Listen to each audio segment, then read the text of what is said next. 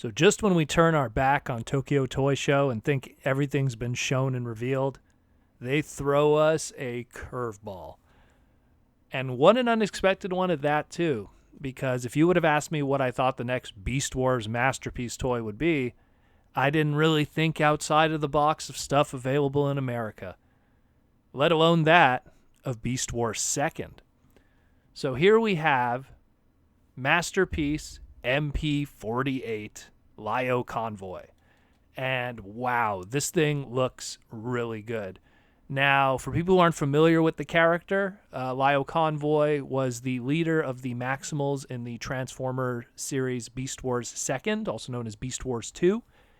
And that was a spin-off series that existed exclusively in Japan that at the time when Beast Wars Season 2 and 3 were still being developed in America, to buy some time to keep the Japanese audience interested because reruns aren't really a thing in Japan, they had the Beast Wars 2nd anime put together and put to keep the Japanese fans interested. So it was kind of like Beast Wars Season 1 was shown in Japan, then they showed Beast Wars 2nd and Beast Wars Neo, and then Beast Wars Season 2 and 3 were merged into a singular series called Beast Wars Metals, and that was the final installment of the Beast saga in Japan, if you don't count Beast Wars Returns, which is what was called Beast Machines here.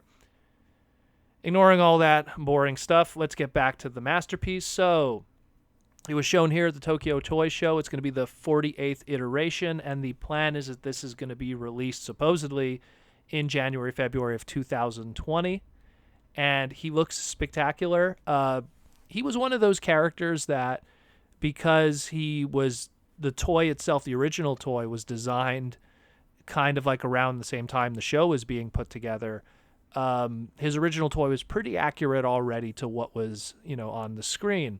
So what do you do with a masterpiece toy? Well, you tweak it, you twist it, and you try to make it as 100% show accurate as possible. In that, obviously when they were developing the toy and the show at the same time, they didn't factor in little, idiosyncrasies of details that would be done in the anime, such as the puffiness of the tail of, let's say, the lion mode, or even the little things like when he transforms from, let's say, the lion mode into his robot mode, how you see that at least in the animation, the lion head itself, when it rests on his shoulders, obviously looks lifeless and static and robotic, so they kind of factor that into the toy here, where you see that the lion mode has the very anime, looking face with the pupils and everything, very energetic. And when in robot mode, I'll post some images because there's some shots of the lion head from certain angles. You could see that it has that, like robotic, unalive face. And the way that it looks, how they achieve that gimmick, that angular face gimmick and stuff, is it's probably a flip over feature. Think original Beast Wars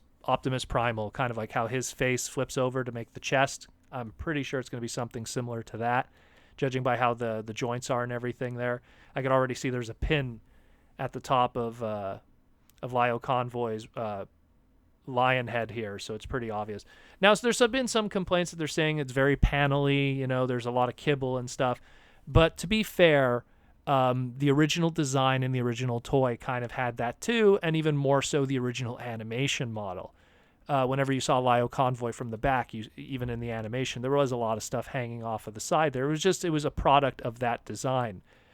He didn't have a lot of weapons, what's interesting here from what I'm looking at the masterpiece toy, looks like his missile gimmick that he had from the original toy, where it was like, when he had his shoulder lion head had a missile launching gimmick, but it also had a missile launching gimmick in the alt mode of the lion mode. It looks like it's absent here. I can't really see any of the angles or pieces that show that it would house it. His primary weapon in robot mode was essentially the two claws that also made kind of a kibble on the side of him that would, lunge forward. And it's the same thing. Like, it looks like they maintain even the lion claw gimmick, because you could kind of see the kibble under the lion arms to have the extra claws there too. The only thing that's not shown here, but it's pretty obvious that it's present, is the Matrix. So his Matrix gimmick, which is on his left breastplate where the Maximal logo was, you could clearly see that there's a joint flap there. So clearly we're going to get a shot of the Matrix at some point in the future, but it looks like it is present because that panel and that joint is clearly present there. So it looks like it's just hiding on there. Maybe we'll see it maybe in the near future. But he looks pretty cool. Scales next to Optimus Primal perfectly, so we already know how tall he's going to be. He's not going to be a huge masterpiece. He's going to be just as tall as the Optimus Primal masterpiece Transformer. And he looks great. Looks great. Good thing about this character, at least, is there's a lot of repaint potential, so you could get a lot out of it, because the original Lioconvoy, like just from a fictional standpoint, like even within the show, there was Flash Lioconvoy, which they made a toy of also, which was kind of like when he was powered up with his Energon Matrix with Optimus Primal, or what it was called, Burning Convoy. You had the Galva Lioconvoy or Galvatron Lioconvoy, which they also did a toy of, which that one was a lucky draw, I believe, which is like a purple repaint done in like Galvatron colors. They did a Black Lioconvoy. That wasn't in the show, but that was a Toys R Us exclusive in Japan. And it's as you could obviously imagine, it was a black repaint of it. So at least two of those are fictional. One of those was at least a toy exclusive. So you have at least three options right there of repaints after the fact. And I mean, this is a character that had a lot of toys throughout Transformer history. Some of those based off of that design, because there was also the Transformers Robot Masters line. So he had, like, I think 2 toys out of that. He had the regular release and the Chromie DVD release version. He's had a lot of really good toys. And then a lot of stuff that was, like, using the character into the future, using, like, a whole bunch of, like, what's it called? Their Liger Jax mold, also known as Leo Breaker.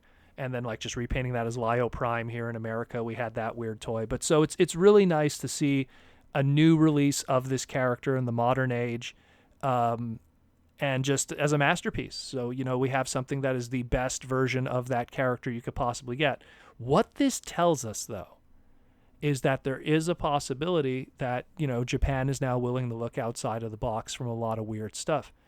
That tells me, like, hey, it's not out of the question to get a big convoy in the future, although I don't think that would be necessary. But, I mean, if you would have told me that we were going to be doing a Lioconvoy, I would have said it was not necessary.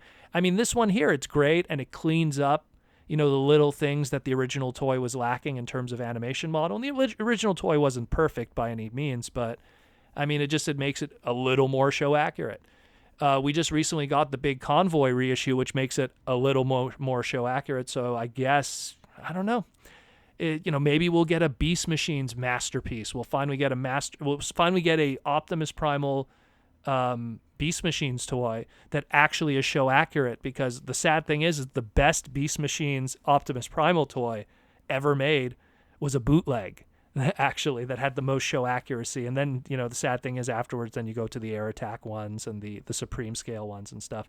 So who knows, maybe we'll get Beast Wars Returns, aka Beast Machines Optimus Primal, as a future masterpiece. But this really shows that they're willing to look outside of just, that kind of stuff. And there clearly is someone on the masterpiece design team that likes visiting Beast Wars. And this is pretty cool. This is pretty cool.